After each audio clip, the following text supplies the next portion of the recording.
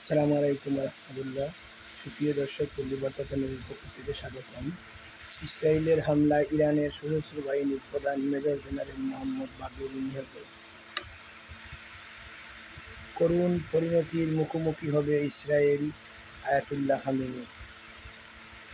Israel দাবি করেছে পাল্টা 100 ড্রোন ছুড়েছে ইরান। ইরানের রেভুলেশনারি গার্ডের প্রধান সালামি নিহত। ইরানের পারমাণবিক ও সামরিক স্থাপনায় ইসরায়েলের হামলা। এরকম একটি সন্ত্রাসী হামলা তীব্র নিন্দা জানাচ্ছি।